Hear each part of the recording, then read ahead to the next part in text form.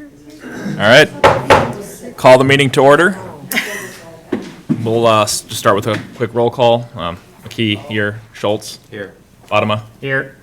Nichols. Here. All right. Thank you, gentlemen. Now I'll stand and invite everyone to join in on the Pledge of Allegiance.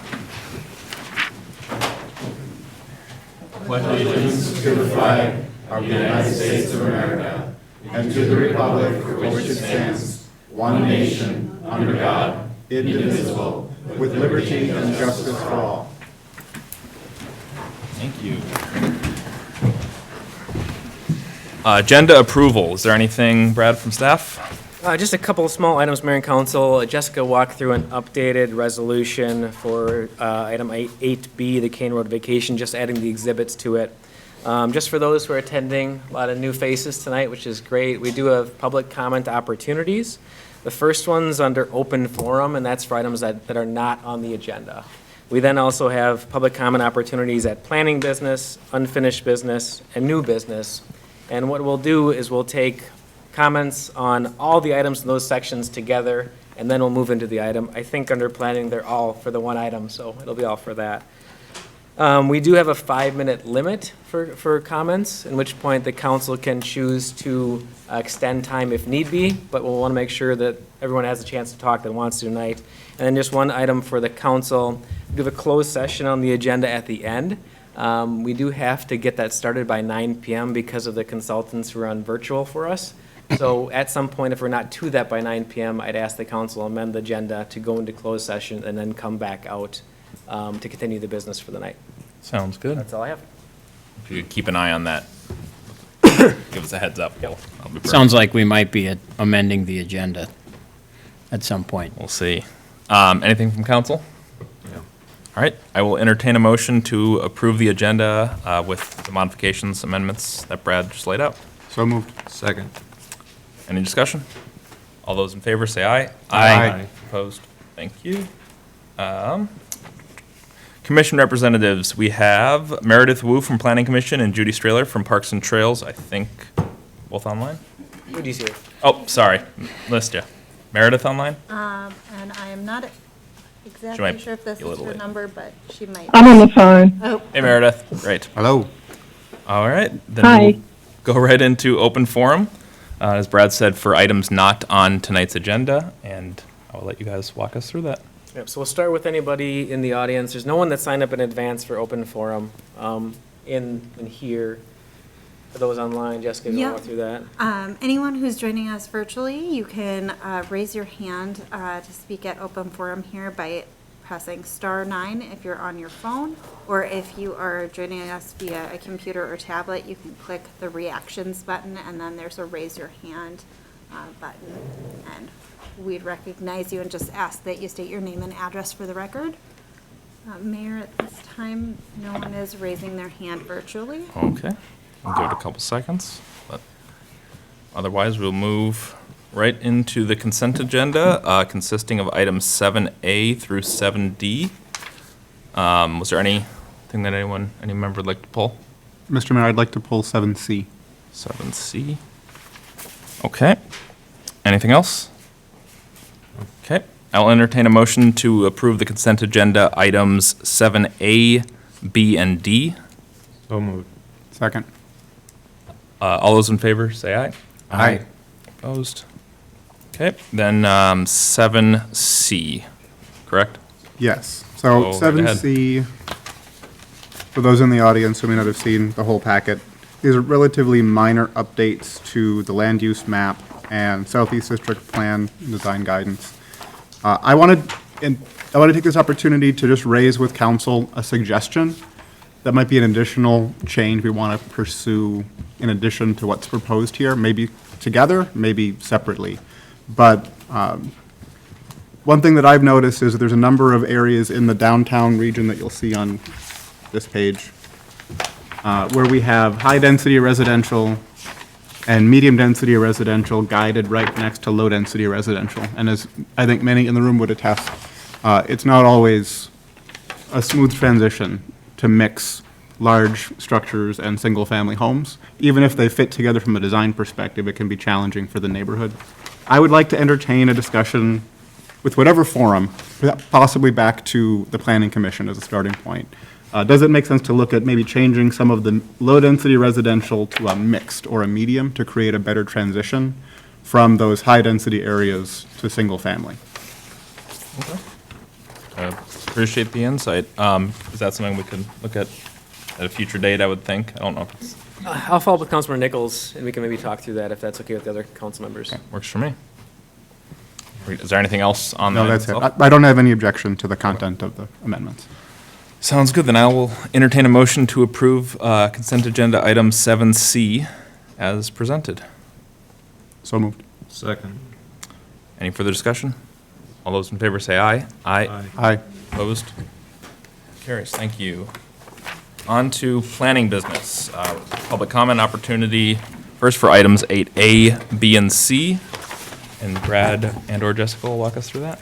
Mayor and Council, we'll start with those here in the room, but Jessica, if you want to walk through those virtually, please. Sure. The instructions for those joining us virtually, if you press *9 or the raise your hand. *9 if you're on the phone, otherwise under reactions, you can click raise your hand and we can recognize you. We'll go through those in person first and then recognize those on computer. Sounds good. So first we have Michael Schaumer, and next will be Mary Tucker. So, Mr. Schaumer, if you want to head to the podium there. We can talk about anything, Sorry, I apologize. Everyone to sign up for is regarding Cook Lake. So, but that would be the items there. If you'd want to speak now, you are the owner of the, part of the applicant pool too, so. The family is a son. Yep. Our family has owned the old part of the farm where Mr. Nelson is living now with like 12 and a half acres since 1919. My great-great-grandfather had a farm up in Fletcher. My great-grandfather had the farm right next to Holy Name Church by Holy Name Lake on County Road 24. You know, so the Schomers have been around this whole area here for a long time. So like I said, my grandfather bought it in 1919, and we sold everything in it years ago except for what's left in Corcoran, right there, right on the Maple Grove Corcoran line. And I came to a lot of meetings back in 2009, 10, 11 before the Met Council, and I finally told Corcoran that they had $3 million and they might not come back again. And and of course Corcoran would have to pay it back in increments as people hooked up to sewer and all that stuff. Well, the council finally gave in, and there are a lot of meetings over in the other room, the senior area over there, because there's such a large crowd. And some of these people that came there and that were there for 20, 30 years already, and like they said when they first came out here, that they didn't want any changes either. And Gunther was mayor at the time, and these people, before they finished talking and that, they said, well, I've been there 30 years and it's basically changed so much, we're going to have to start to have something coming as far as development and that stuff. So they were basically for the sewer, which the council finally agreed, and the sewer and water was put in on our property right on the borderline right there, and went back to the lift station on the back part of our property, and the rest came up to Corcoran. And at 116, that's all gravity fed coming back to our property. And my thing is that with what has taken place, over the last couple of years, this should have been basically finalized a couple of years ago. But now with the COVID, thing interrupting everything, it just seemed like it put everything on the back burner. And the different issues and that stuff always come up all the time. That's fine, and that stuff but we've been wanting to sell this land now for the last 3-4 years, and what Beth has proposed for that property is something that Corcoran hasn't seen before. The Corcoran has only built homes and maybe townhomes and in different versions of the regular single-family home, but they haven't, dealt with something of this magnitude yet, and I think that's where some of the problem, and a little bit maybe of the lakeshore, restoration and that, but, like back years ago, when I grew up on the farm right there was no such thing back then at that time.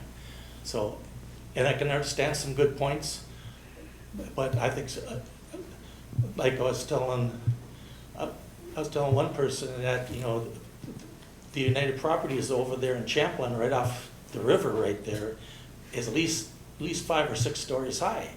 And that's right next to the river. And everything in Champlin made it work.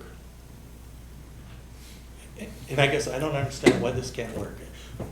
My question also, like you, Mayor, and the council, is how many of you have taken a look at the Maple Grove, United property? You say it over there. I either went for a tour or talked to anybody in Maple Grove about United Properties. Has anybody done it? We typically try not to do Oh. a big back and forth Okay. during this, but Okay. But that's my question. If the answer is no, then my question is why not? Why not? This should have been looked at, 2 years ago when it was brought up with United Properties. And that somebody, either from the council or from the planning or the engineer or whatever, somebody should have talked to somebody in Maple Grove. I mean, that's the newest development that they had to see how it went, good and bad. So I guess that's kind of where I'm at right now, and I think that's where our family wants some answers. I've got 10 other family members here tonight, and some of them came as far away as Little Falls and that stuff just to see what's going on. Thank you. thank you. Thanks. Next, we have Mary Tucker, followed by Lynn Alberts. State your name and address for the record, please. I'm Mary Tucker. I live at 7402 Fur Lane, Corcoran. I don't have a planned, prepared speech. I come to talk to you from my heart. Our home is right on the corner of Fur Lane and 74th. Our home, our property, is probably going to be the most affected by whatever goes on in the land behind us. We knew it. We moved in there, we bought the property with our eyes open. We know development is coming west. The sign is there. This land is going to be developed. At the time, we didn't know what it was going to be, but we knew it was going to be developed. Okay, we're going to live with that. And we will live with that because this is going to be our permanent home. I have been very impressed with the way Beth has attempted on numerous occasions to communicate with the neighborhood and to listen to their concerns. I'm not sure other developers would do the same. I guess I don't really know, but I am impressed with that. I feel that concerns have been raised. My husband and I, we voiced a complaint with the first plan that had the 4-story apartment buildings. We did not want that, and we voiced it. And the plan was changed. Beth made the compromise. She's within guidelines with the way the zoning is, so she has to develop, she can't just develop it any old way she wants to. She has to follow the rules. I'm not telling you anything new. There is dissension in the neighborhood. We don't all agree with the plan. And you know what? That's okay. We don't all have to agree. But I hope that everyone in this country has learned about compromise. Sometimes I feel that's not real evident lately. And I think that Beth's plan provides a very good compromise. And I would be content, very happy, to have her development directly behind us. And since most of our living area is at the back of the home, what we would be seeing the majority of the time when we're in our home and in our backyard on the patio. So I come to say that I also know, I've been around the block, I know that you mostly hear when there's complaints, that the people who are in favor usually don't speak up. And so I'm here just to let you know that I am not the only one in the neighborhood that supports the plan. Even up till last night, Beth had neighbors, she called a meeting for neighbors to come, have questions answered, to explain things, to give us knowledge. I'm a retired teacher, so, knowledge is power for me. And I didn't count how many people were there, but the vast majority of the ones that were there were in favor of supporting the plan. They may not be here tonight to speak that to you, but I want to share that with you. But my words, I'm speaking for myself. I can't speak for anyone else. So what you're hearing is truly my husband's and my opinion. And I just want to share that with you and encourage you to consider Beth's plan seriously. Thank you. Thank you. All right, next we have Lynn Alberts, followed by Steve Mueller.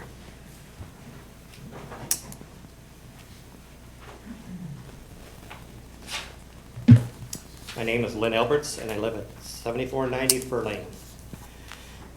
There's been many hours of discussion concerning Cook Lake Highlands development over the past few months. I would like the City Council to address some of the concerns I have about the current proposal, which has not changed substantially since the last submission. If the memory care unit is approved, how will Bass Lake Crossing be assured that another commercial property will not be allowed to be built on the 3 acres at the entrance of Bass Lake Crossing? This would set a precedence for the area. This property is not zoned commercial.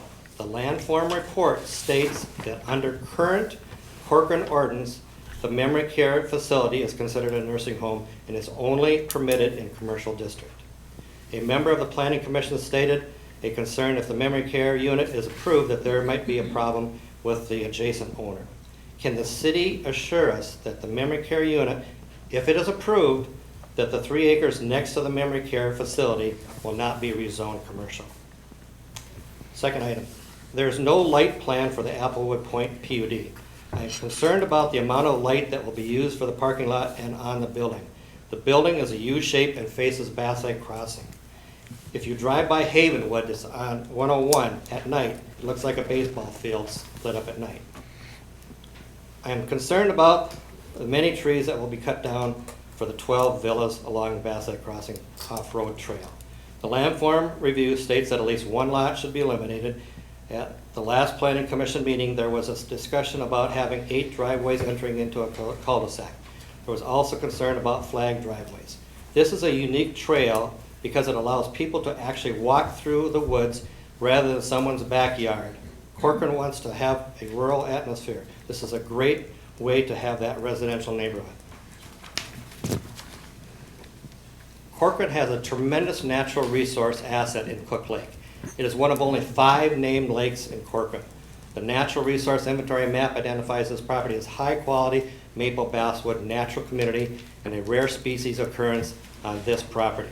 There are sandhill cranes that come back to this property every year. There's also turkeys, pheasants, possums, owls, ducks, geese, swans, many varieties of songbirds, hummingbirds, and even coyotes. I'm sure you've seen all those animals out there. Page 3 of the landform report states that the city may impose reasonable requirements in a PUD not otherwise required if the city deems it necessary to promote the general health, safety, and welfare of the community. Code section 1040.140 subsection 2E states that a PUD should preserve and enhance natural features and open spaces. Code section 1050.010 subsection 2A5 state that the purpose is to provide wildlife habitat and therefore support the maintenance of diversity of both plant and animal species within the city. Why not have single-family houses and a daycare on this 27 acres? It was discussed with some of the members of the city council that the city has enough density built into their overall plan to allow this development to be single-family lots. Bass Lake Crossing zone was reduced from mixed residential to single-family residential. This would also allow compliance with the shoreline development zoning height requirement. The question I asked the city council, is the city getting more benefits from the PUD versus what they're giving up? The Corcoran Planning Commission has voted unanimously 3 times against this proposal. The city council voted unanimously to reject this substantially same proposal at the last meeting. What has changed to vote yes for this proposal? Thank you. Thanks. I have Steve Mueller, followed by Lloyd Nelson.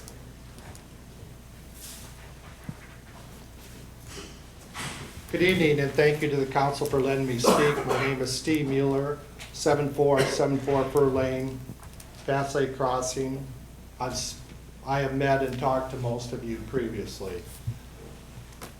I have written the council previously in May and will be the first to admit that prior to the planning meeting, I had concerns with loss of trees and 8 driveways in a cul-de-sac, but was receptive to the current proposal.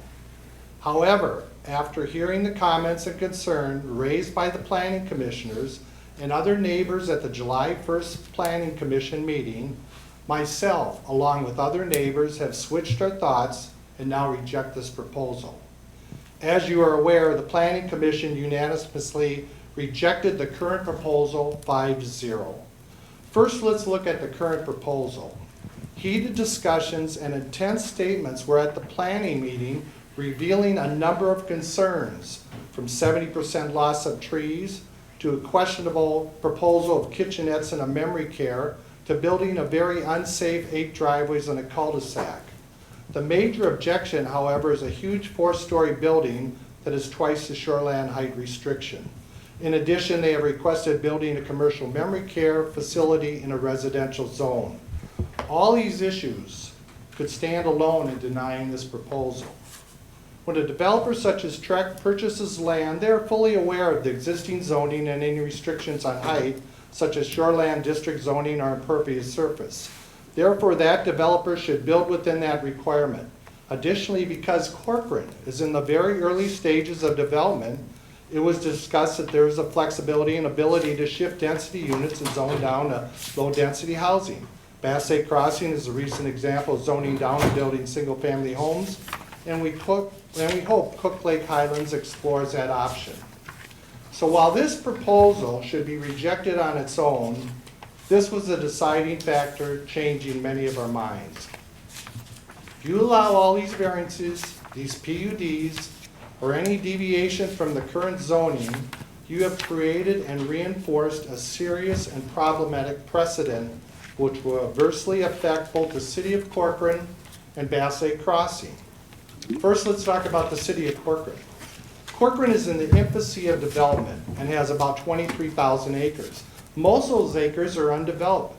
If you allow this, you have created a dangerous paradigm for all future developers to simply disregard the existing zoning and request rezoning or variances with PUDs.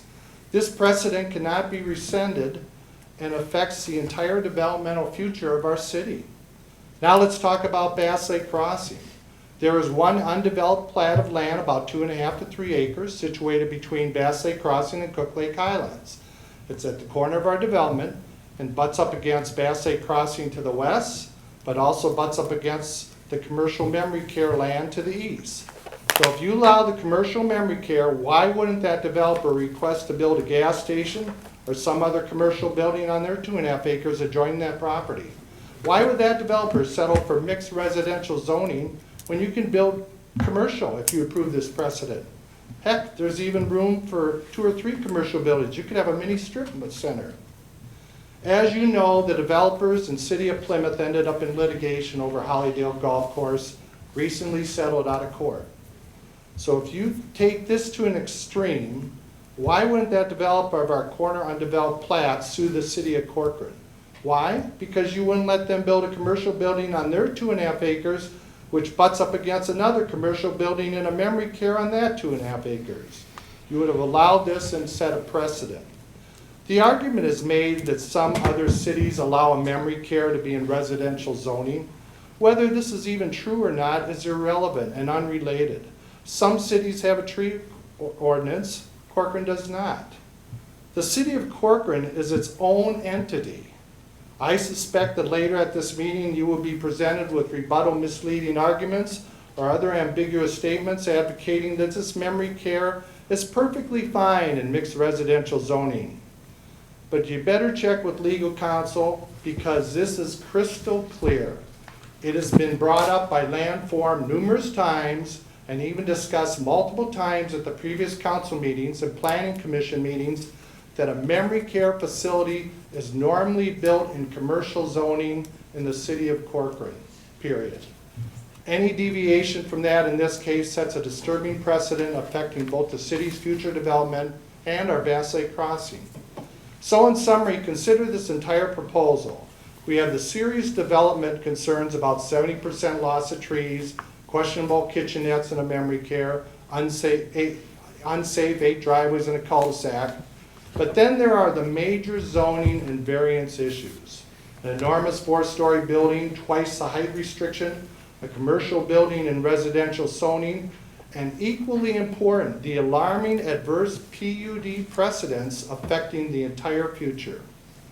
So we would hope that you reject this current proposal for the final time. Thank you for the council for letting me speak. Thank you. And last, we have Lloyd Nelson.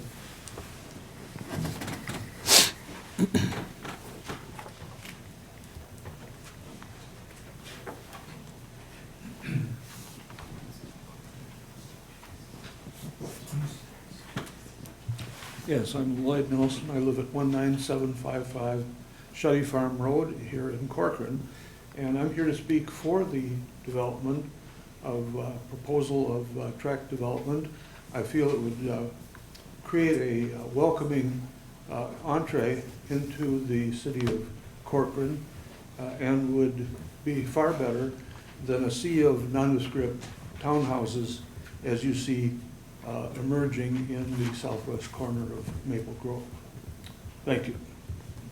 Thank you. That is almost Mayor. No one There online? is no one who's currently raising their hand Okay. on joining us virtually. Sounds good. We'll give that just a couple seconds in case. But other than that, we can go into the presentation. Sounds good. Kendra will present, and I'll drive here, so Kendra will tell me when to proceed. Thank you, Mr. Mayor, council members. I did try to follow our new abbreviated format for the slide, but I do have a few because I think it's important for the public listening a little bit about the background of the site. This is the property outlined in blue on the city's eastern border north of County Road 10. Next slide. A similar request was reviewed by the Planning Commission and City Council in April and denied. The applicant then met with neighbors, council members, and requested the council allow them to submit a new application that was similar. And the council did approve that request at the May 27th meeting. So this is a new application. I just want to be clear that the one City File 20-47 is closed. This is a new application with a new city file number. And so the Planning Commission reviewed this at a public hearing on July 1st, and they did vote 5-0 to recommend denial. Next slide. On the image, you can see the location of the property north of the arrow. It is mixed residential, same as the small piece directly to the west of it, north of 10. Next slide. So the changes, key changes from the previous plan, and again, this was a previous plan when it was submitted in April. They have made changes to the plan. The apartment was removed that was originally in the center. 2 additional conifer trees and a river birch were added to lots 1 through 12, which are the lots on the cul-de-sac that abut Bass Lake crossings. That's shown on the plans. And those, the applicant has committed to restricting those homes to single story. The Applewood Point apartment was originally a pitched roof with a more residential feel, and that is now a flat roof with a max of 49 feet high. One of the things we talked about was density with the last round, and the memory care units did not count towards our residential housing goals because they didn't have kitchens. The applicant went back to the operator of the memory care, and they have now added kitchens, and those are now considered housing units. So those do now count towards our density goals. And then a significant change was the proposal to dedicate Outlot C in the northwest corner of the site as public park. And originally, the Parks Commission was not supportive of that idea, but they did review that at their July 15th meeting, and they do recommend acceptance of Outlot C as public parkland. Next slide. This is just a close-up of the site plan. So the yellow box is the city's lift station site that would be dedicated to us as part of the plat. And then a new road connecting Bass Lake Crossings down to County Road 10, villa homes on the west side, the Applewood Point Co-op on the northeast corner, and then on the south at the entrance, a daycare facility and that memory care unit. And you can see on this a concept for more villa homes on the property directly to the west that is not owned by this landowner, that is not controlled by this applicant.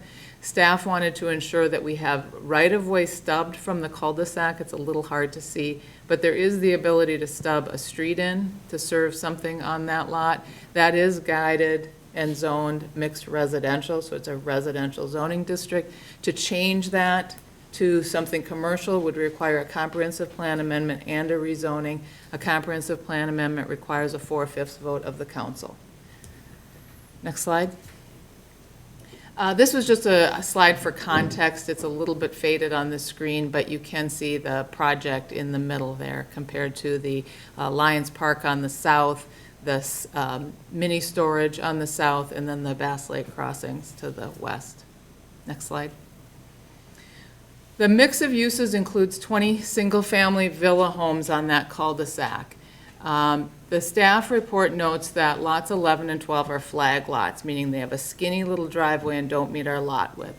Staff continues to recommend that if you do recommend approval of the project, that one of those lots be removed to comply with the lot width requirements for those villa homes. There are 102 senior co-op units in the Applewood Point project. There's a daycare facility, and again, that assisted living memory care, which has 32 units, which count as units towards our density goals. As we talked about, this in nearly the entire site's in the Shoreline Overlay District, and there is some PUD flexibility requested related to that. It was outlined in the staff report. Next slide. I did want to note that on the desk tonight is a revised resolution number 2021-85, number 9. In that, we carried over the table from the staff report, which listed the RMF2 standards. What we've done in the packet simply states these are the standards: minimum lot width, minimum setbacks. And I appreciate Councilmember Nichols pointing that out. I think this clarifies that. So that's the one red line in your resolution on your desk. Next slide. This is a color rendering provided by the applicant, showing the green space on the north and the locations of the buildings on the project. Next slide. This is a rendering of the Applewood Point building with the flat roof and the changes in architecture since the original submittal. Next slide. This was provided by the applicant. It is available. It's a little bit hard to see, but what it's showing is a view shed from the villas in Bass Lake Crossing. So on the very top image on the left is a Bass Lake Crossing villa, perhaps Mrs. Tucker's, and then looking across the new villas to the Applewood Point. What they were showing in the middle image was, for reference, what a 3-unit building would look like. Again, just to be clear, there's no building in the middle between the villas and the apartment. And then it's a slightly different view on the southern image, but again, trying to show that view shed and the fact that the new villas will sort of screen the view eye line to the apartments, or the co-ops, excuse me. Are the trees going to stay in between those properties? So there is some tree area that will be preserved, but most of it is being removed. And so along those villa units that are along that west property line, she is adding 3 new trees as a condition. That's above and beyond the landscaping requirements. That is shown on the grading, or on the landscaping plan in the packet. But what about next to the between the 4-story building and Can you zoom in on as that? you go west? Center. There won't be, they generally will not be, because that is where the pond is going. They will not be removed, or they will not be preserved? That Okay. is where the pond Okay. is. Fair enough. There, on the north side, there is some tree preservation, but you can sort of see where the grading lines are, Brad. I don't know if you can sort of, with your pointer, just kind of show. So that's all graded area there going down to the pond. And so in that area between the units, it really does remove the trees. New landscaping is being provided on both the Applewood Point site and some villas, but that area is not going to preserve trees. Next slide, Brad. Again, just for reference, it's the same villa concept as before. That has not changed. Next slide. This is the daycare. We do want to tweak a little bit, but generally the architecture is consistent with our design standards. Next slide. And this is the assisted living memory care. This is a new provider from the original concept, but it's got a very high end finish that is consistent with our standards. Next slide. I mentioned the park dedication. One of the things from the original proposal was relocating the existing trail that comes out of Bass Lake Crossings onto this site. That is remaining. There's no change to that existing trail. And then there's dedication of an 8-acre outlot C, just under 3 acres of usable park. The other areas are wetland. But it does show, at least for now, how a trail loop could be provided. And so the applicant is requesting credit on the villa units for that park dedication, and we've outlined that on the next slide. So again, dedicating that in lieu of the single-family homes, the value to the city is, when you do the math as outlined in the staff report, we come out ahead. That's part of the negotiation of the PUD. We're getting more park dedication than would typically be required. I also note that staff has recommended a trail connection from the Cul-De-Sac, this Villa Homes Cul-De-Sac to the park. The Parks Commission did not recommend that trail condition, so that is not in the draft resolution. Next slide.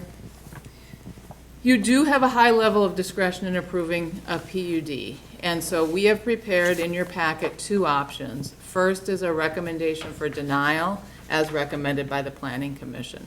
But the second option is a series of resolutions that would approve the request and would include conditions that would reflect the Parks Commission recommendation and other staff recommendations to address additional landscaping, lighting, and some of the other things we've heard about tonight. So next slide, Brad. Again, there are the 2 options. Option 1 is to adopt Resolution 2021-84 denying the request. And then there's a separate set of packages which also includes that same number, but then approves that with 4 different items. And with that, Mr. Mayor, I'd be happy to answer any questions, with the note, of course, that the one resolution did get amended, 85 did get amended and is on your desk. Great, thank you, Kendra. Any questions pop up right away for Kendra? I have a question. I believe it's in the narrative. Is there going to be a trail connection to Maple Grove's trails somewhere as part of this? Could you speak to that? Yes, and maybe Brad can point a little bit to it, but there is a trail connection along that new street that goes into Maple Grove. There is a trail connection there, and we're in discussion with the city and the Met Council about swinging that trail up that way along the emergency vehicle access / Met Council access. And Maple Grove has a plan to have a trail on the west side of that Maple Grove project, and we're trying to work together on the details of combining those into a single trail. Okay, so if that works out, I know the residents in the area really value the trail that they have, so this could potentially give them a longer loop or a more extensive network that they could use? Correct, correct.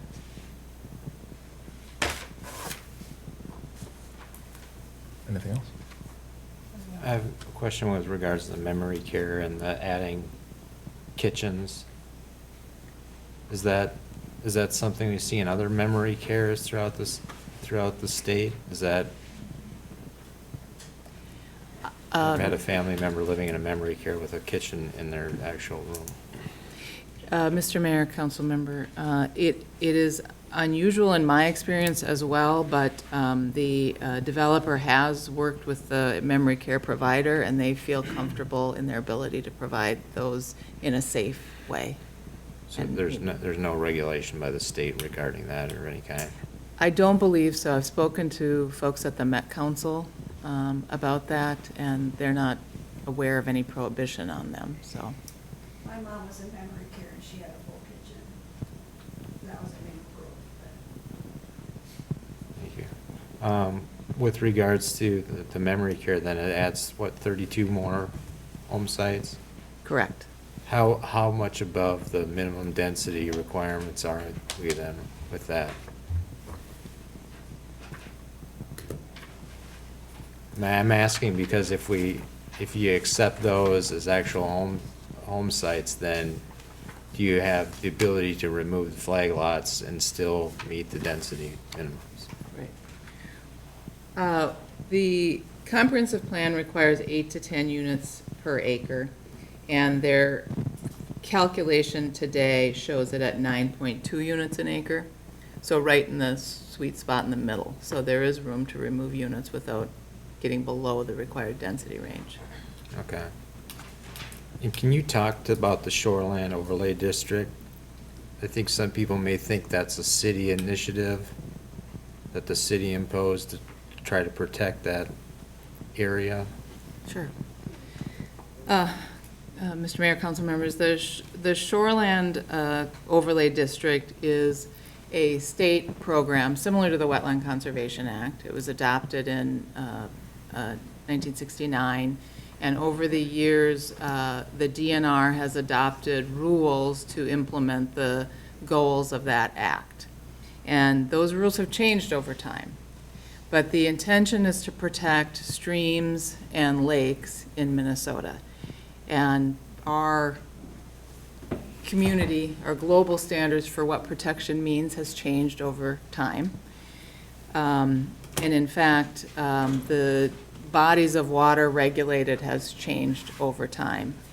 In fact, when we adopted our comprehensive plan in 2030, Cook Lake was not identified as shoreland under the shoreland regulations.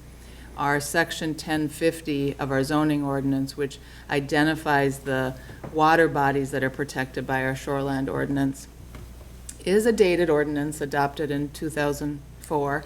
That does not identify Cook Lake as shoreland. But again, things change, and Cook Lake, as we found out as part of the 2040 comp plan update, is now a protected waterway. We were provided that information by the DNR. So this is the first time Cook Lake shows up as shoreland.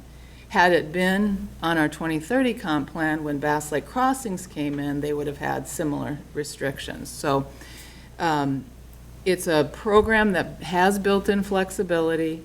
As noted, Applewood Point is on the Mississippi River, which has a higher degree of protection than the standard shoreland overlay districts, and they were able to build a similar product. So it's a tool to protect our waterways. It's very important. It was adopted prior to our stormwater management rules that we have today and some of the other things. So it's continuing to evolve.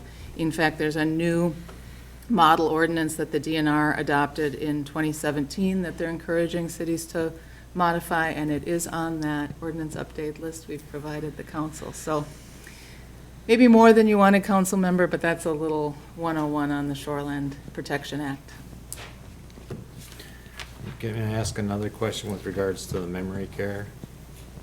So if we were to approve the memory care facility with kitchens and baths in them, what prevents, let's say the memory care folds as a viable entity and they sell the property to become apartments? What control does the city have over that? Your control is your PUD. Your PUD is a negotiated zoning district that says the only thing that can go on that lot is a memory care. So if they wanted to change that, they would have to come back through the PUD amendment process. And one of the things we'd look at is where's the parking for an apartment. There's not a lot of parking with memory care. It's just for the service providers. So I'm not sure that an apartment could fit on this site. As I looked at it today, I don't think you could transition this into a 32-unit apartment. You'd need 64 parking stalls, and I think you'd be hard pressed to do that. But your control as the city is that this is a zoning ordinance amendment, which is a significant effort. Okay, so it could only be memory care. It couldn't be anything else. Couldn't be a halfway house or anything of that nature. It couldn't be anything else without a PUD amendment approved through a public hearing process like this tonight. Okay. Thank you. May I ask a question? Absolutely. Can you talk about the park dedication and the disallowance of the, is it in a park dedication, do we allow wetlands, period? We don't, do we?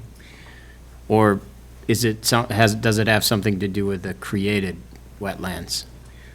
Well, we do have parks with wetlands in them, but we don't give credit for the wetland portion of the park. Yeah, So- okay.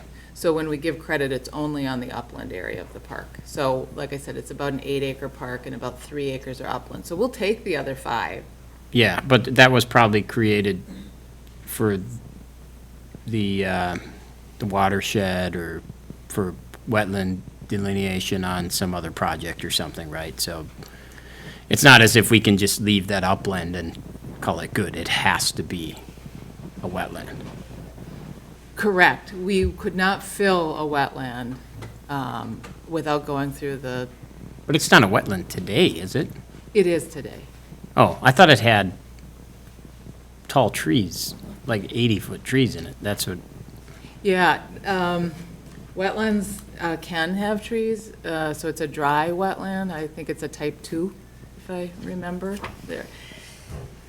Again, trivia time, a wetland only has to be wet 14 days out of the year to be, if it has the vegetation and the hydrology, and so.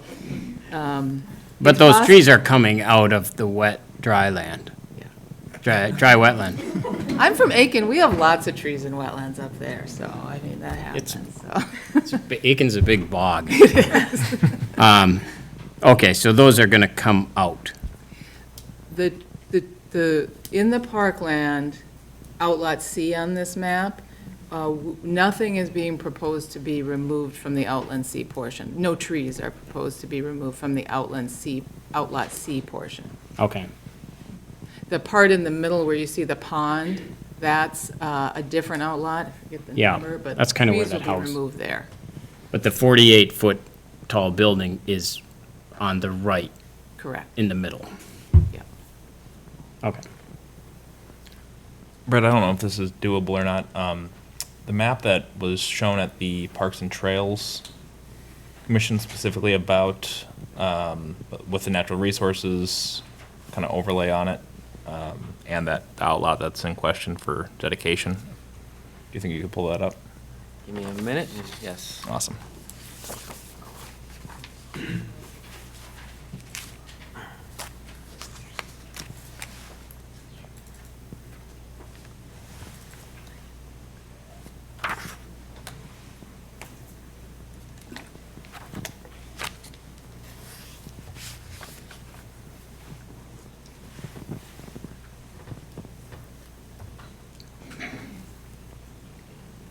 Sorry to put you on the spot. That's fine. Just gotta find it.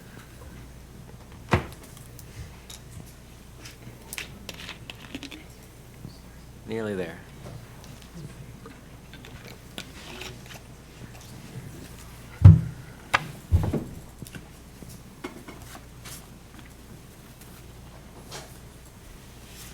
All right. Be- Can we zoom in at all there? Yep.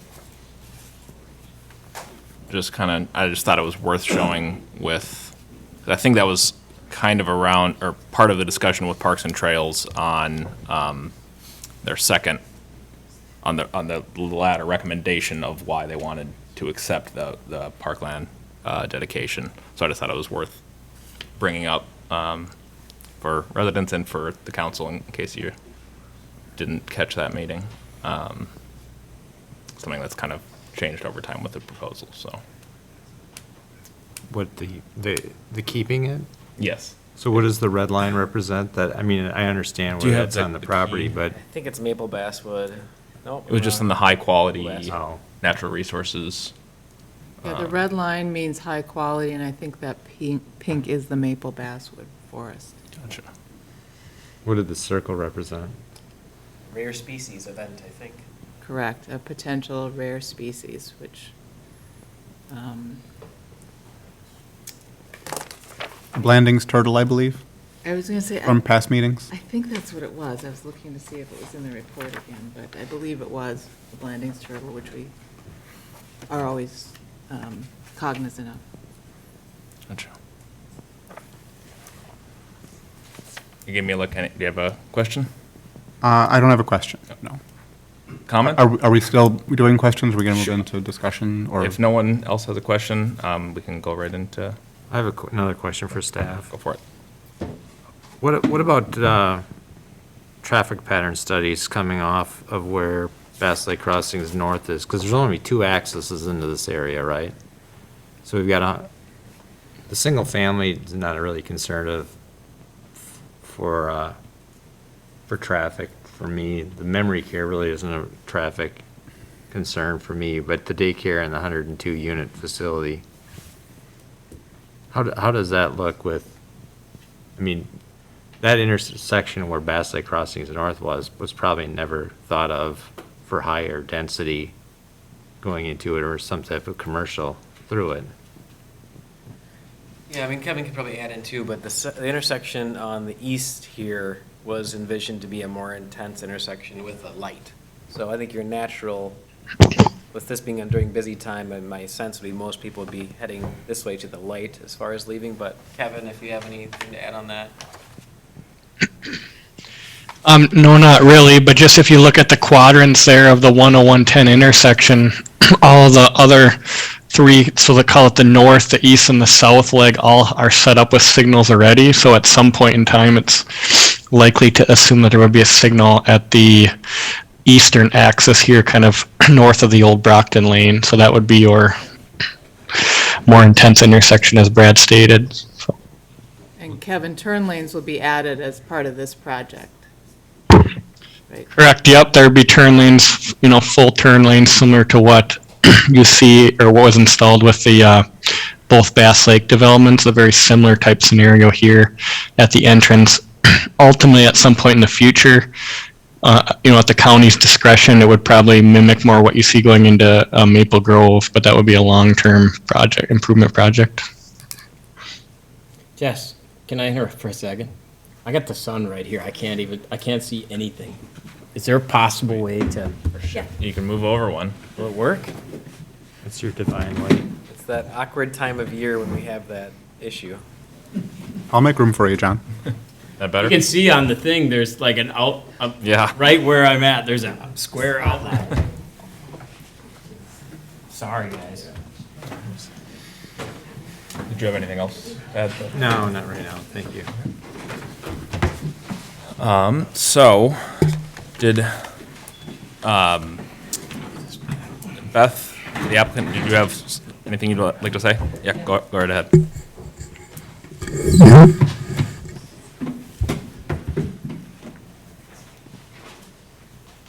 Good evening, Mr. Mayor and members of the council. I'm Beth Husted with Trek Development. And yeah, I know that you all have, many of the people in this room are a little fatigued at hearing about this project, but I think there's some really important things to make sure that I get an opportunity to discuss. And if I miss anything, I'd appreciate the opportunity to get back up and address them too. When Mr. Schomer, the property owner, stepped up to give a little bit of the history, one of the things that I think is important to note is that in 2009, I have a letter, and I think it might have been a part of a packet at one point, to the city administrator in February 10th, 2009.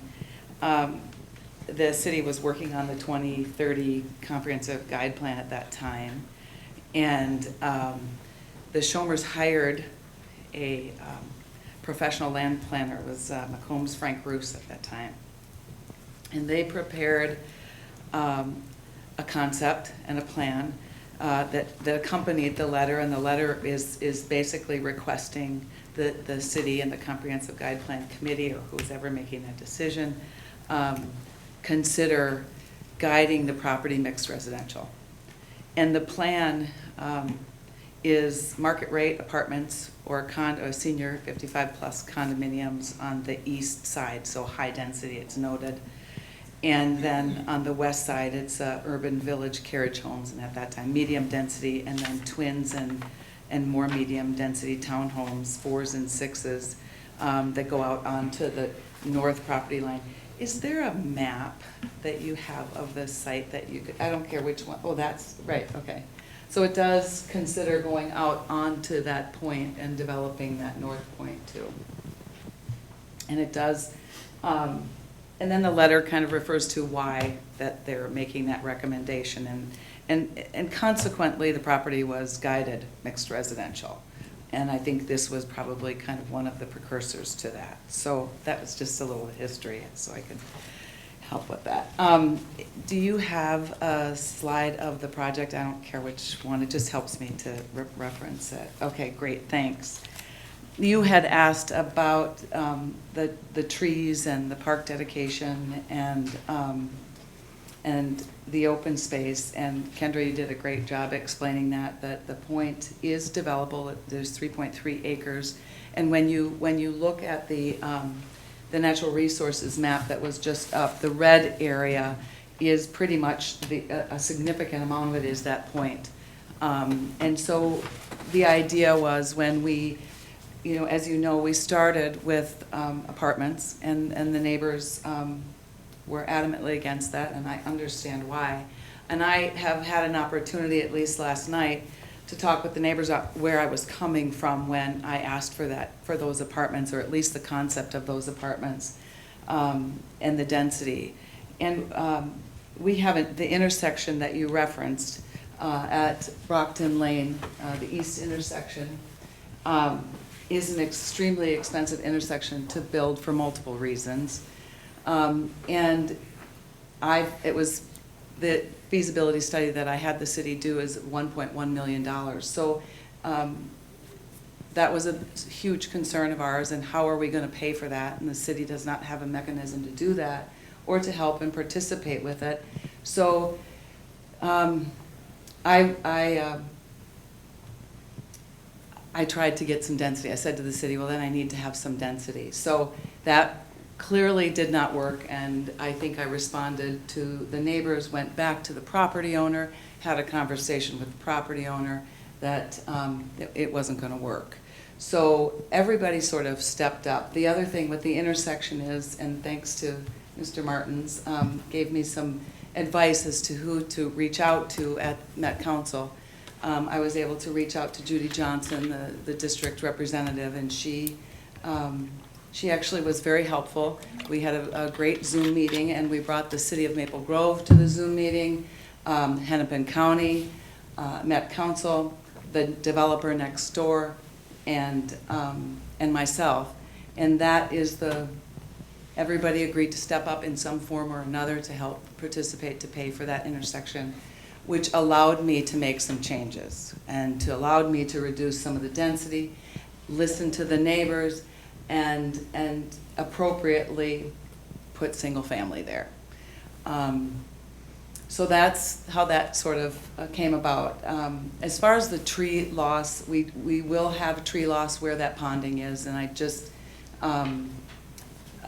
I feel that it's also important to state that if I've looked at, and I've been asked to look at multiple ways to develop this property other than this particular plan. And when I do that, and I have the engineers look at it very seriously, I even have a plan. In order to get the kind of density that this property is guided for, I could do all townhouses and a 3-story apartment building. So the plan, and the neighbors saw it, was townhouses on the south and the west parcel adjacent to the single family, and then the 3-story apartment would be 84 units, but it would be 3 stories, and would be market rate rental apartment units. So with that said, I could probably meet the density. with 84 units, and I think it was 56 plus or minus townhomes. If I were to develop it as all townhomes and an apartment building, or all townhomes, I would need the property to the north, the wooded Basswoods parcel that we're proposing to dedicate, I would need that for ponding. So right now, I've been able to negotiate with the developer next door to allow us to drain some of our ponding into their pond and pay to have their pond built a little bit bigger in their open space. We've also, I wanted to also talk a little bit about the Shoreline Overlay District and the guidance that that gives. Regardless of how I develop this property, if it were to be developed all townhomes or townhomes in an apartment building, I would still have impervious issues, probably more significant impervious issues based on what my engineers have told me, because the pads are larger. There'd be a significantly more amount of grading because of the pads being larger and more massive. And I would have impervious. I would need flexibility on height. And one of the interesting items that we found as we were out there walking with the neighbors. The Tuckers live here. Their home is an MI, single family, one level slab on grade home, and it's 26 feet high. So I still have a height issue if I were to do that, or the need for flexibility in that area. So, there's been comments made about the PUD benefits. I think there are significant PUD benefits being offered here, very, very similar to what I have listened to and heard and am aware of with other developers that have presented to the city and have been able to get their PUDs approved. So I encourage you to consider this plan. It's been very thoughtful about use, about the traffic on County Road 10 is just going to get busier, and it's going to get, and I think that the light ultimately, the ultimate design of that intersection will help with that, at least slow the traffic down. And you ask about the senior traffic, and typically, and I have someone here from United Properties in Applewood that they can confirm this for me, but typically a senior facility has less, co-op has less traffic than a market rate apartment or possibly even townhomes. So I think that it's less traffic. So, and obviously it'll be less traffic with the 20 single family homes. And if you have any other questions, if I've missed something, please ask me to come back up. I'd like the opportunity. Thank you. Are there any questions for Beth? Come up off the top of your head. Are you firm on the designs of the buildings? Yeah, great question. When you say that, do you mean the daycare and the memory care? And Yeah, because a lot of people express concerns about the gateway to Corcoran, right? Right. That doesn't want to look commercial. Well, the image in here of the daycare looks to me like a commercial building. Can it be softened with more of a residential type look to the outside of it so it doesn't appear as a commercial building? The daycare owners are New Horizon. It's a New Horizon daycare, and they have said to me, Beth, we will sit down between preliminary plat and final plat and discuss details about the architecture. We're not set in stone with that particular plan. As you know, there are other New Horizons around that don't look like that. So they are absolutely open to working with staff on that. Yeah. Do we have that much discretion, though, once we approve the preliminary plat? Mr. Mayor, council member, I think if that is a priority, that we should put that as a condition in the resolution, that residential design elements be added to the daycare. Yeah. And that might be something like a pitched roof, as an example. Right. There could be some other elements in the treatment of the windows, things like that. But I think if that's important, we should put it in the resolution. Does it have to be as specific as that? Do we have to come up with the specifics? No, I think you could say that we would like them to work on the daycare architecture for a more residential look, and then it'll come back to you with the final PUD plan. I would support that kind of amendment. It's a good suggestion as well. Yeah, and I'm assuming signage, there probably won't be signage for that building on 10. No, only one sign is wall sign is permitted. Or a monument sign? You are allowed to have a monument sign. It's limited in size, but you could have a monument sign. Okay. A monument for them or for the city? For them, a New Horizons. Typically, it's at the entrance to the driveway. I think I can't remember where they show it on the. It shows on the plat, yeah. They're showing it at the entrance, the corner of 10 and the entrance. I think it's, is it somewhere in the middle of the No, site? there's, you're showing, one of the things we have is we need more details about the signs when it comes back, because there is a sign shown at the entrance to the daycare, at the entrance to the assisted living, at the entrance to the co-op, and then there's a gateway sign at 10 and the entrance. And we have a condition in the staff report to provide more details prior to submission of the final plan so that you can review that. The initial thought was there might be a gateway sign. What the co-op condition 21 says is, or excuse me, what the condition 21 says is one sign per lot, a 32 square foot sign at the entrance to the apartment co-op and a 32 square foot sign on each side of the shared access. So as drafted, there is not a monument sign at the entry to the project permitted. Gateway sign, you're referring to a gateway to Corcoran sign. At one point, the previous council had asked for a welcome to Corcoran sign. That was, I think, as part of the concept, something this council said was not maybe as important. And so the draft resolution does not allow that. You could modify that, but the draft resolution does not allow that gateway, City of Corcoran, whatever it was. I think it gets a little goofy when you've got a gateway sign on 10 that doesn't look anything like a gateway sign on 116, so, you know, because we've got two different developers, one with a residential feel and one with, you know, more mixed use. Do we even have one on 116? Well, that's part of Trevera, right? Yeah. So, Eventually. Yeah, we don't, you don't it's want not a, to, you don't want a hodgepodge, we looks don't like have you a went out and got design. them at a though. garage Right. sale and just stuck them in there, Yeah. so. What I'm saying is that has not been that sign has not been formally adopted. Right. So who's to say we can't, since neither one of them. No, I'd rather focus, if we're gonna put signs up, I'd rather have them down where downtown area That's is. fine. Yeah. I So don't you want to prefer get hung no up on sign, that today. no Corcoran sign there. I prefer no sign. That's fine with me. Live anonymous. I know one of the concerns from the residents was the height of the building and you moved to a flat roof, but is that still a concern for a lot of people? I mean, we're talking, if I'm looking at this thing, it's from 49 feet to 53 feet 5 3/4 inches or something like that.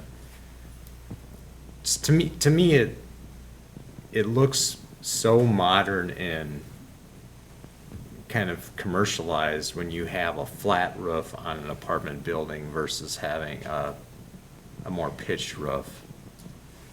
I don't know what the council's thoughts are on that.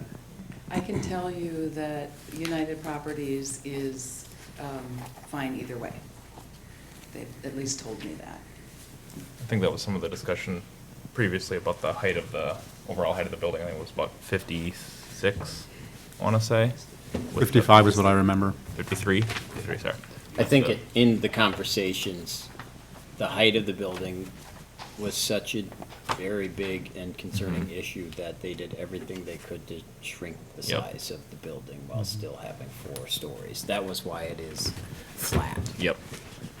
And I think that made that two-dimensional projection work out better. where you wouldn't have visibility to the top of the new structure From if the it's existing 5 or building. 6 feet shorter than it had We been. don't have a sightline map like that with a pitch roof though, do we? Like we showed in the other one? Just the black and white image that I had in my slideshow. Yeah, where it showed the sightline coming up Right. over the house. Yes, Oh, just the one you have? just that black and white. I have an old one that was presented earlier, so I do have something like that, but not with me. I mean, to me, frankly, the concern of height is mitigated by the amount of homes over that way and the stuff to the south. The concern of height for me is more looking from the north to the south, because you've got a 4-story building sitting on top of a hill. But aesthetically, I'd be open to a trade-off, but I guess that's full council's discretion on that. I wasn't involved with conversations with neighbors on that.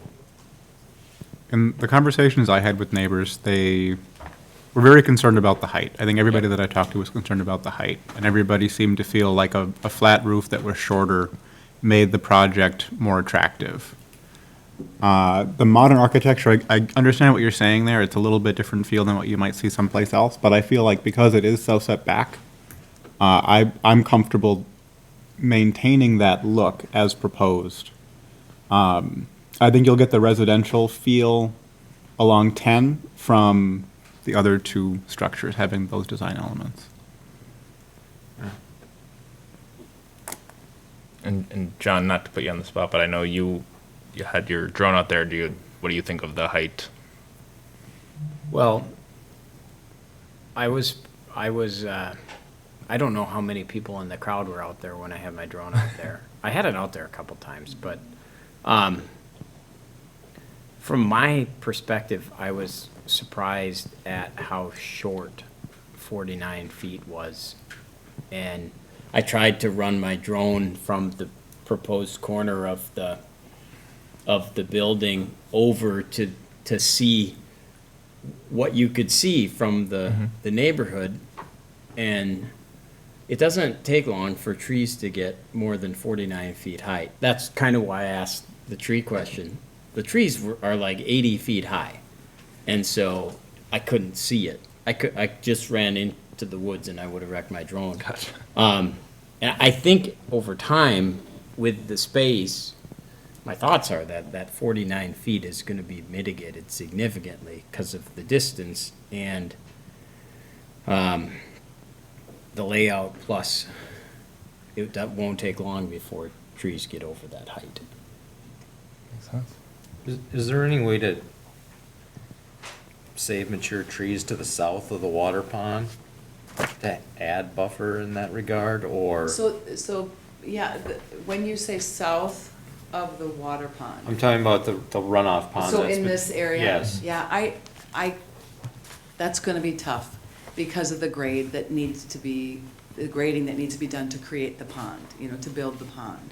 Yeah. Again, we really are trying to, the idea of dedicating that 3.3 acres was to save those high-quality basswood trees and to continue, and we spoke at Park about this, that it really does really extend this wildlife corridor, and people are talking about the wildlife in the area, and this actually does a great job at accommodating that and continuing that, the growth of it, and assuring that if we were to develop it, or if we were to do townhouses and put a pond there, it's not to say the wildlife would go away, but I think it's really a nice cover. And the other, that we've talked a little bit about is it benefits this neighborhood, Bass Lake Crossings, and it also benefits the future development of the property to the north by leaving this as open space. It just is, it's a really nice buffer, and it buffers them looking over here too. So I just felt like it accomplished more than just one benefit.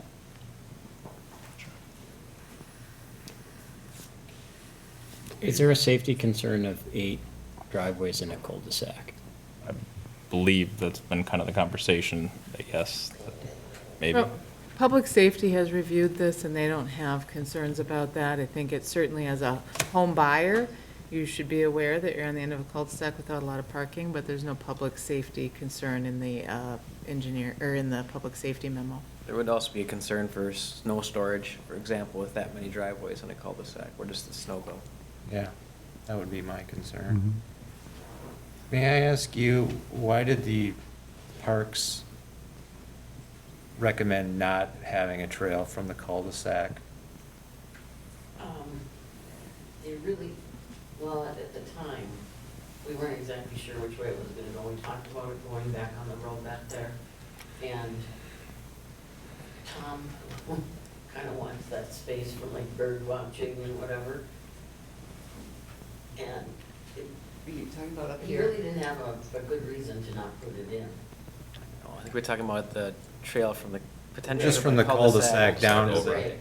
Yeah, I think to Judy's point and other points that were brought up, it also was just the redundancy where you can just walk out here and get on the trail versus having another connection point and breaking up that area. Because you'd have to cut down a 20-foot swath of trees, right, to put in a trail there? We're cutting them down to put a house in anyway. Well, we'd have to put it in the ravine, near the ravine area, so, right, because the ravine is somewhere right in here. Yeah. So, yeah. And I have a concern about having flag lots like that, to be honest with you. As a snowplow operator, I would look at that and go, where am I gonna stick this snow? And even if I bought that lot, I'm thinking to myself, how do I get out of my driveway? I gotta back all the way out this and make a curve and all that. To me, I think we should try to avoid lots like that in any development. Do we feel like the resolution that I think disallows Lot 12 is adequate to deal with that concern, or do we need to think about more? Does the draft resolution specifically lay out which lot is the concern? It or just excludes that 12, I the believe. Lot has to be. And that's what my question was too regarding density. If we have enough density with the memory care that we can remove those. It's just one lot we're talking about, right? 1, 4, 5, whatever you want to go with. I have developed over the years several projects, high-end, single-family with flag lots. But I understand what you're saying. But I would say that one lot, as staff's recommendation, would probably accomplish what you're looking for. The other snow storage option could be do an island in the cul-de-sac and store on the island. Snowplow operators do not like islands. Yeah, they don't. I've heard that come up several times. I wouldn't Good recommend idea. any more islands in the city. I will say from my experience and the experience of neighbors who have islands, they're very popular amongst residents at least. But I understand the competing interest at play here. Flag lots and private drives create different sorts of drainage problems and, like, generally speaking, from the council's perspective, over the years,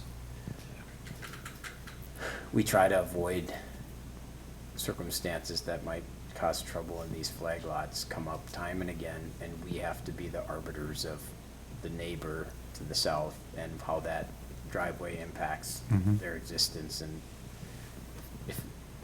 if I had my way, we'd get rid of private drives and flag lots for that reason, because they always come back to council because there's issues with them. But in this case, I think I would be in favor of getting rid of 12. Mr. Mayor, are you comfortable with having Kendra walk through what's in the resolution? That'd be great. regarding that Yeah. item? Yeah, just to clarify, it's condition number 12, but it doesn't specifically say lot number 12. What Gotcha. it actually says is, you need to revise the cul-de-sac so that all of those villa lots meet the 50-foot minimum lot width at the setback line. That's what the code requires. We don't allow flag lots in our code. And I think when I do the math, I think it results in the loss of 1 unit. So things might shift around in there, but if number 12 remains, it just says all of those lots need to meet the 50-foot minimum lot width requirement, and the only two that don't are 11 and 12. And the calculation would be if one of those was removed, then that other one would meet that. Correct. Okay. Were you gonna say something? I feel like I cut you off. I was just gonna ask for a planning commission. Can we get Meredith? Is she Yeah, on? Meredith is on the call, I Otherwise, believe. And Commissioner Varenkamp is also here in the audience, but Meredith Wu is our designated representative. Asking Meredith to unmute.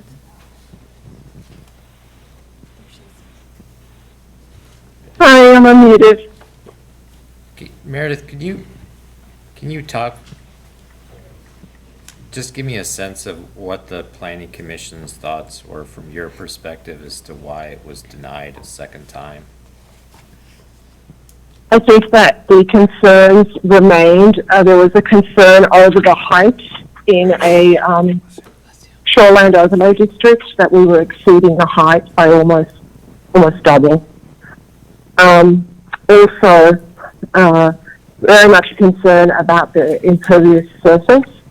That there was, I think there's two conditions, I think, where, maybe one, but the amount of impervious surface was just greatly over what was recommended or what the guidelines are for a shoreline overlay district. I think some of the commissioners also felt that this type of building development was not conducive to Corcoran's image of rural character.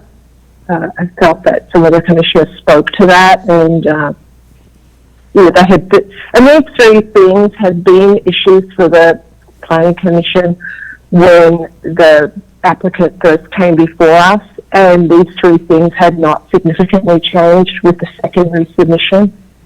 So I believe it was on those terms, and probably several other points that it was denied again. Yeah.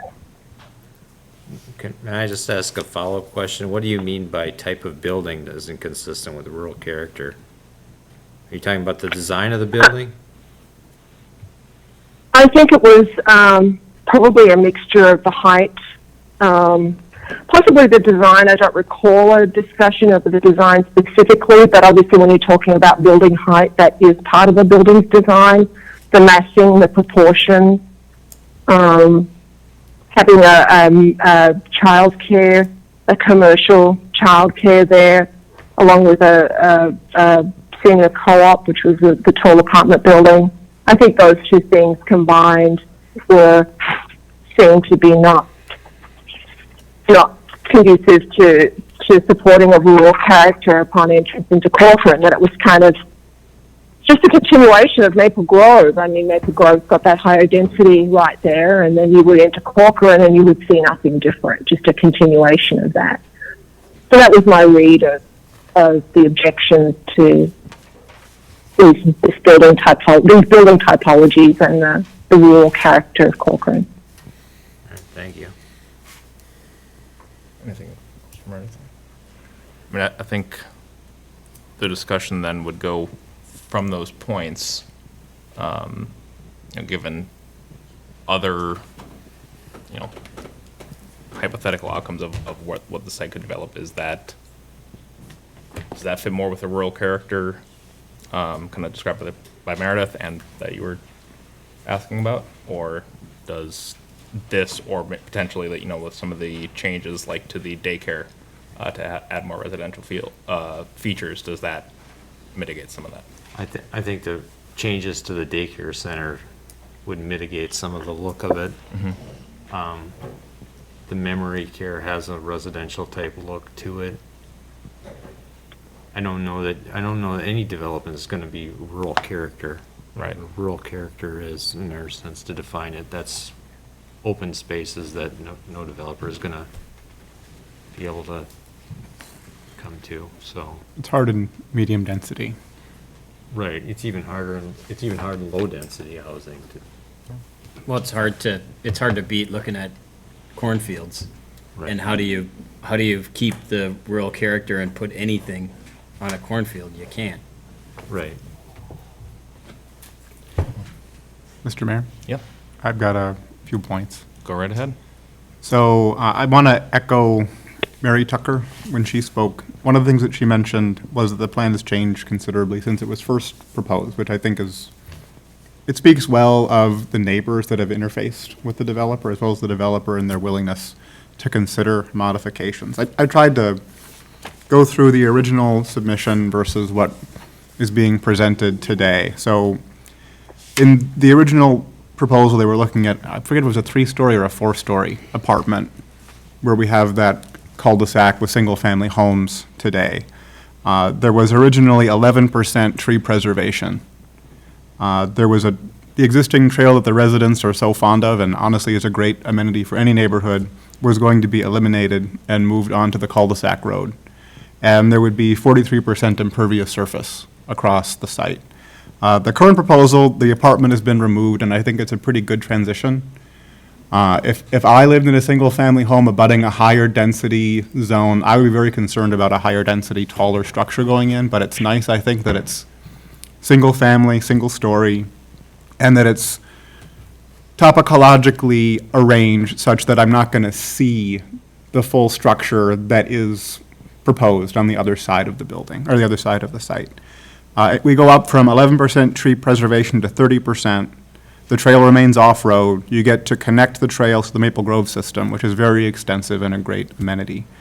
And we have somewhat less impervious surface at 39% versus the original 43%. So I view all of those changes as positive. I think there's been a lot of compromise. I don't think we're all the way there yet. I think, Alan, you had some good suggestions earlier with some modifications. I like staff's suggestion about making sure that we adhere to Lockwood standards. I really like that we can preserve a lot more of the forest and natural area with this plan versus what we might see with something else. And to me, that's kind of the game changer that makes me think about seriously supporting it. I want to see as much natural habitat preserved as we can and as much open space preserved as we can, and I feel like this is probably the best way that we can do that as a city. If we look at the alternative that Beth talked about, and I think she spoke about this with the first proposal, that if they did a townhome-based model, it would have been like 70 or 80% impervious surface. And I want to protect Cook Lake as much as everybody else does. We don't have a lot of lake area. And I feel like if we can take action to keep more of the site open and porous, that's a smart decision long-term. I know a lot of folks are concerned about the potential for setting some kind of a precedent that would enable undesirable development to go in on other adjacent parcels. Thank you, Kendra, for dealing with that. This doesn't create precedent. That comes to council just like this does. We are not obligated to do something for somebody because we did something different for somebody else in a different circumstance. I do see value in the PUD because it does preserve so much open space, and I don't see harm in terms of commercial development coming in that would not fit with the area, given that it's zoned for residential. I did want to speak to, Lynn has been great in all of these meetings talking about preserving the natural area and all the animals that are part of what makes Corcoran, Corcoran. We've talked about the sandhill cranes, and residents that I've spoken to on that street have mentioned they get eagles and foxes and coyotes and possums and all kinds of different things, which we want in the city. So then we have to decide as a policymaking body, making a decision on this particular application, does this do the best job at preserving that kind of environment versus whatever else might be proposed later? My personal view at this point is that it probably does, provided we can make everything else fit. And I think with the modifications we're talking about, we're on our way to doing that. And then dealing with the points that Steve raised in public comment. He spoke about not deviating from current zoning because it sets precedent. We kind of already dealt with that. I also feel like with the proposals to try to rezone this to low-density residential, as much as I love low-density residential and value it as part of the community, we set the same kind of dangerous precedent if we rezone downward.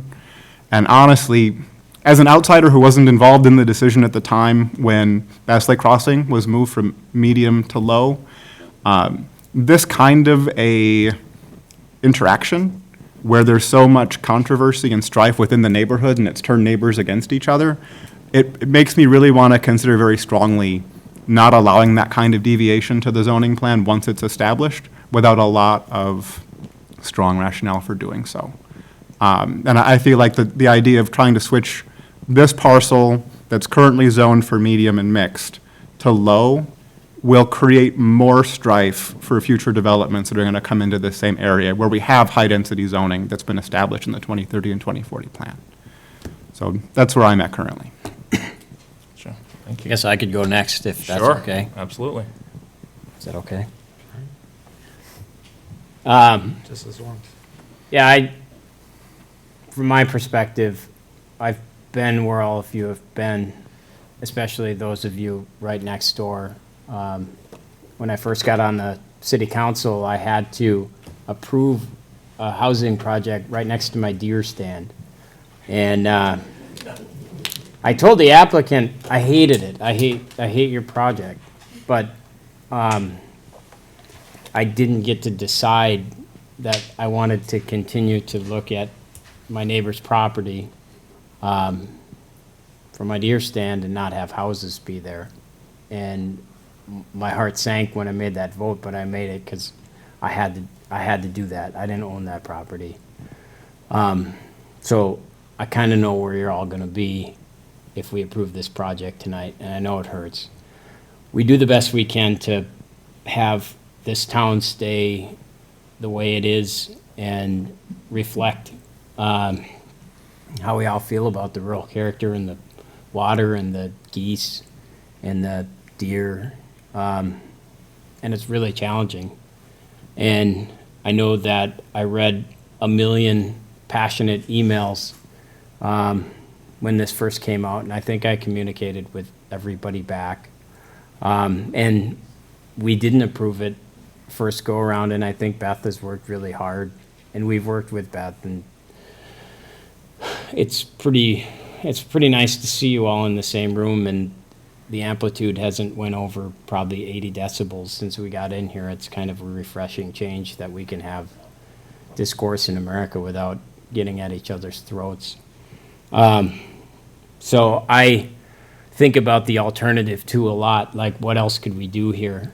And I would love it if it just stayed the family farm, but that's not fair because, you know, it's 100 years of their family's 401k plan, or, you know, they don't want it to be a farm anymore, and I guess that's their prerogative. So, and then the alternative, which is Jeremy's point, is townhouses or regular houses, and there's nothing mystical or magical about a bunch of townhouses or houses next to you either. I wouldn't think that if you don't want this project, you wouldn't want that next to you either.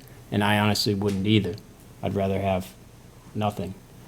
But I really like that. When I walk back there with some of you, and it's pretty unique when you get in there and you're in the trees and you have that ravine that Tom so much liked, but it's very unique to the backside, and I hope, and I'm glad that Beth is preserved that. I think when it's all said and done, when the sting of not having that open property next to you, you'll appreciate some of what's left there, and I think I will too. I think coming off 10, it'll look better than a bunch of townhouses. Or there's nothing wrong with townhouses, but it's unique and it can look good, especially I always want a silo in front of all of these proposals, and I never get that. And I don't know why no one else advocates for having it have a little bit more of a farm feel to it. But maybe Beth will, or whoever will take my advice and have it actually be and have rural character to it. I support this plan begrudgingly, just like you all might, or don't, or won't. But it's a hard, painful decision, and I respect people that don't like it. Well said. I probably won't be as eloquent as long as you guys. That's good work. I've never seen a Love to get to the development that people totally embrace, no matter what it is. The first thing that got me involved with city government was Ravinia coming in to be my next door neighbor. So I understand what people are going through and the fear of the unknown and what things are gonna be. And personally, I think we can make this to be as least intrusive as possible to the existing neighbors. With having a residential look, having the homes in between will be similar people that are living in your neighborhood. Having 120 co-op units for seniors versus having 300 market rate apartments where people are coming and going constantly. We're not gonna have the traffic from memory care. And you've got a daycare it's gonna be active during the day, but there's not gonna be people there at night or on the weekends, say, so.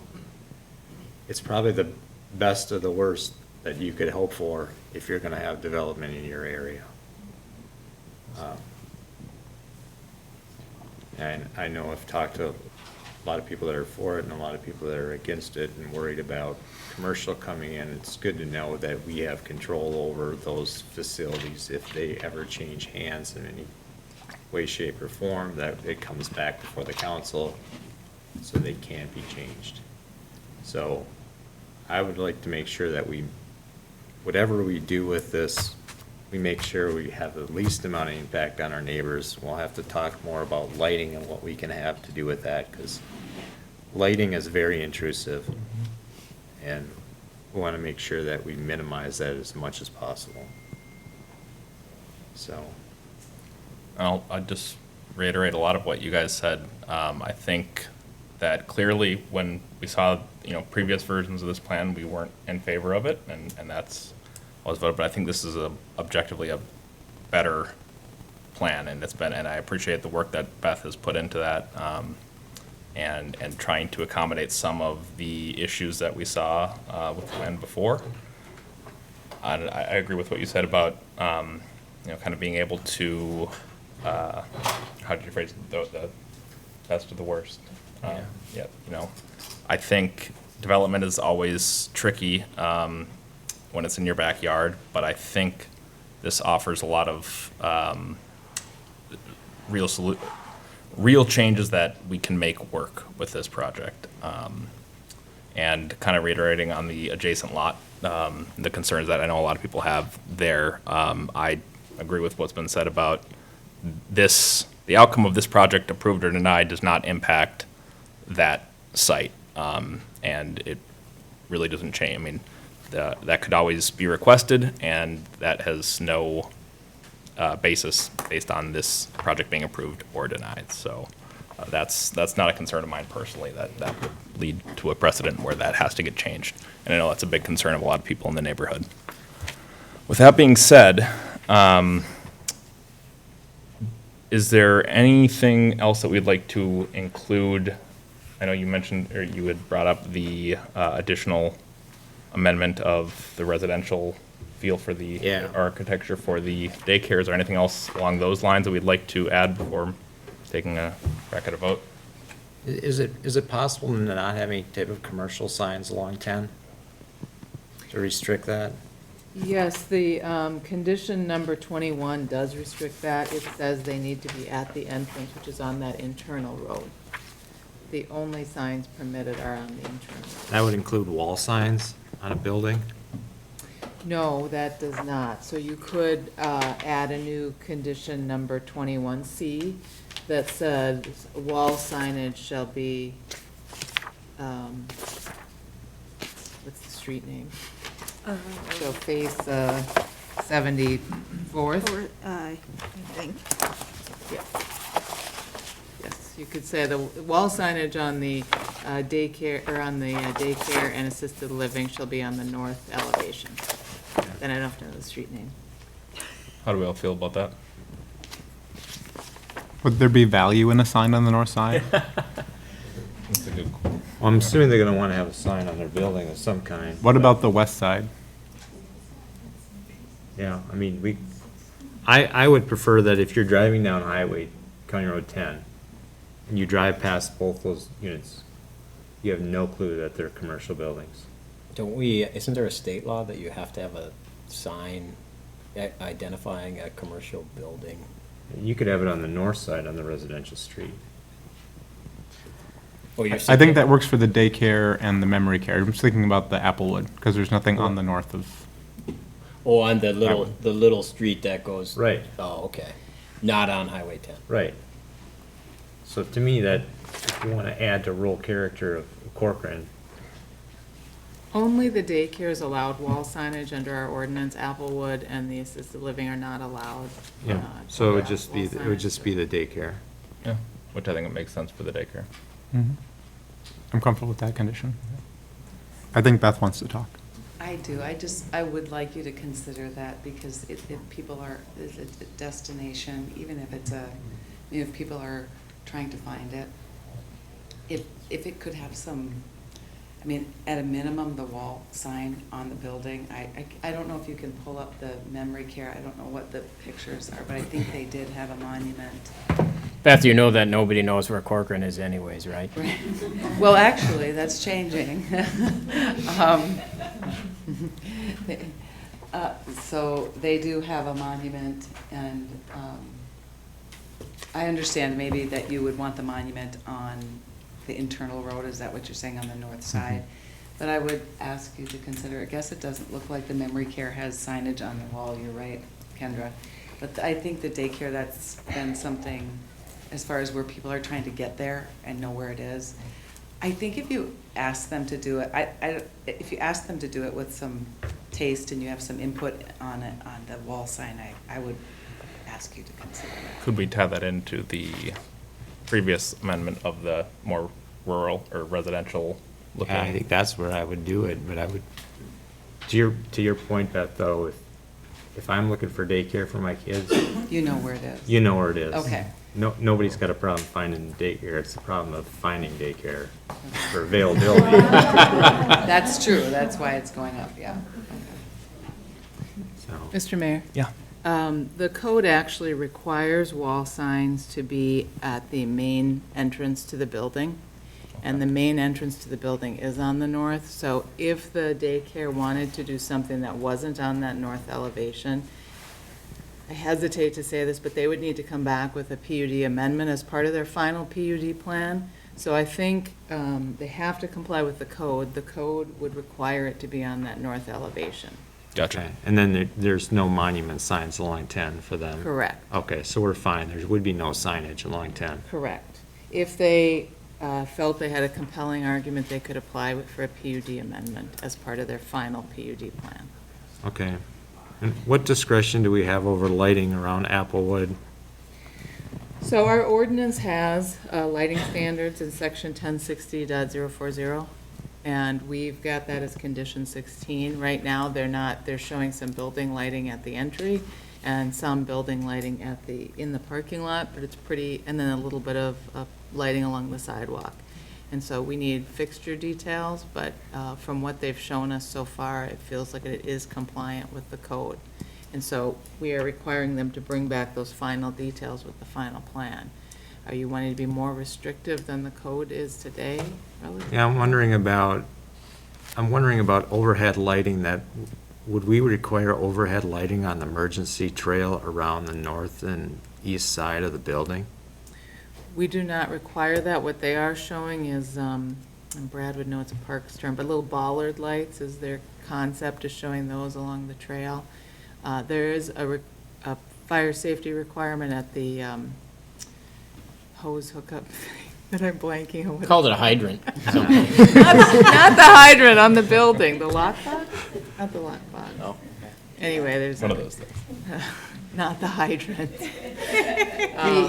But it's very minimal lighting on that trail. You could eliminate it, but I think Minnesota, I think it's a nice amenity for the seniors to have that low. Yeah, I would be fine with low lighting. I just don't want lighting that would be intrusive Or across the directional- lake. Or directional lighting. Mm-hmm. Yeah, or even, We do have a 90-degree cutoff for all of our light fixtures, which means the light has to shine down, can't go out or up. But you could say, no, no lights over 5 feet high or 4 feet high. on the trail. I don't think you'd want to do that in the parking lot. I think you do want parking lot lights for safety. But along the trail, you certainly could have that. And then in the parking lot, can we limit the amount of lights, or that would just be in the parking lot and not on the access road? That lighting is gonna overflow into these neighbors to the west. I can tell you, even with the downlit lighting, when they started putting lights in Ravinia, I could see them from my house. You know, you just get you don't get the direct light, but you get the glow of the light coming in, so. Well, the street lights are very visible too, because those do go out. I mean, those aren't directed down like the parking lot lights would be too, so that adds to the problem. Right. Is there anything in this new development that isn't already in the development that the Bass Lake Crossing? Like, the Well- streetlights, I assume they have them in Bass Lake Crossing, right? They have streetlights, but they don't have a parking lot like Applewood Point. The Yeah. daycare and that have. But the streetlight stuff is similar to Yeah, what they it's already the have. standard- But do the buildings have any lights that like emit light outward? No, the building lights also have to have the cutoff and be down lighting. It's like some apartments have like off their awnings or whatever, have lights underneath them and. It's like architectural lighting. Yeah. I think you I like could the building. change condition 16 to say, we said that they need to submit the final specifications and, you know, you could just see those and then decide if you feel like it's too much at that time, I think with the final plan. I think when you see them, they're pretty minimal, but it is gonna have cutoffs, and then at that point, we could look and see, okay, here's what the lighting plan actually shows for foot candles, and that might help have the discussion about whether it's a problem to be solved or not. Okay. So we'll get a chance to review at final? Yes. And make so changes? I think what's important for this project more than any is to really make sure that this doesn't come forward until all of these conditions are addressed, so that you can really see that this is the final lighting plan. All right. Is there anything else? Kendrick, can I? Sure, go ahead. Mr. Mayor, Go ahead. I just have a question about the monuments. We do show on the plan a project monument at the entrance. Is that correct, Kendra? I mean, You do show that, and our draft resolution does not permit that. It only permits the monuments at the entries to the Applewood Point, the daycare, and the assisted living. Okay. You could allow that, that is something they're requesting, but we do not have that in the draft resolution based on some earlier discussions from the council. I think it's along the lines of what you were saying, wouldn't want. Yeah, whenever you bring attention to those type things, to me, that takes away a character. Oh, that makes sense. It's sort of like Ravinia, when you enter Ravinia, it says Ravinia. When you I'd enter prefer that it Bass didn't, Lake Crossing. and I live in Ravinia. I know, but that's a personal preference. It's true.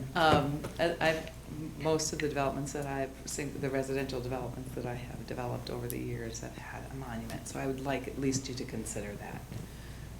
Mr. Mayor, I apologize, just a I reminder know on the timing. we're tight on time. No, thank you, Beth. Just, we could do this after the closed session, but. Any thoughts on the signage of changing it from what's in the draft resolution?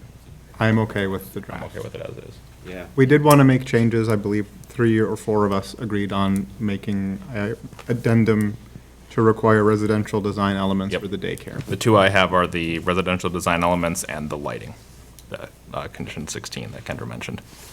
So with that, I'll go ahead and entertain a motion. We'll do these individually or broken up, to adopt ordinance 2021-426, approving rezoning to PUD. Mr. Mayor, question Yeah. before we second. Do we need to make those modifications to 85? That's what I believe, yeah. Okay, so we can approve the other 3 without dealing with Yep, that. and that one as amended. Thank you. I second. Okay, so I'll make the motion. and Motion. Nichols second. Any further discussion? All those in favor say aye. Aye. Opposed? All right. I'll go ahead and entertain a motion to approve Resolution 2021-83, approving the finding of fact for rezoning. I'll make that motion. Second. Any further discussion? All those in favor say aye. Aye. Opposed? I'll go ahead and entertain a motion to approve Resolution 2021-84, approving preliminary plat. I'll make. So moved. All right, I'll second it. Any further discussion? All those in favor say aye. Aye. Opposed? And finally, I'll go ahead and entertain a motion to adopt Resolution 2021-85, approving preliminary PUD with the 2 amendments for the residential design standards, or however that was phrased, for the daycare, and Condition 16 regarding the lighting, as presented by staff. So move. Second? Second. Any further discussion? All those in favor say aye. Aye. Opposed? Aye. All right. What was the nay on that? Okay. Thank you all. So now we are kind of in a, Yeah, Mayor, if you wanted to, take a recess until the closed session, okay. and then we come recess to the closed session. I wouldn't recess. We could recess at the moment, and then we'd have to say we're going into. Or should I say that now? Yeah, why don't we do the script and we Okay, can kind of go. we got a couple minutes, I'll let it clear out. Yeah, that's a good idea. Because we want, yeah.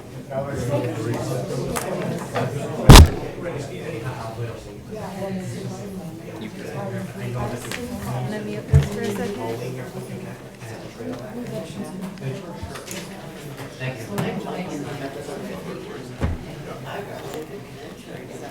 Yeah, that's it. What do we have? We have a. We're gonna jump to the closed session now. Oh, right away? Yep, they had to be at 9. Just gonna let it clear out for a minute, so. Not all loud in the audio. Maybe want to shut the doors?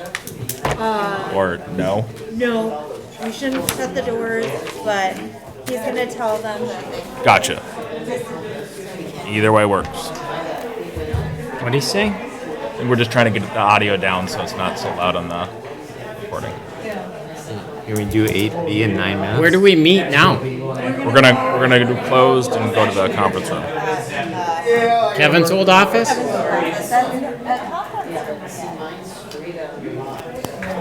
Is this, are these muted yet? No. So we're still We're live. still I'm Mike. recording. All right, we can, Okay. Mary, Ken, Judy. Hold on. All right. Under the authority of Minnesota Statute 13D.05 Subdivision 3B, the city is permitted to close a meeting for attorney-client privilege to discuss pending litigation. The city council is now going into a closed session for that purpose to discuss the response to action filed by Housing First Minnesota. We'll recess till. You can stay, we'll come back.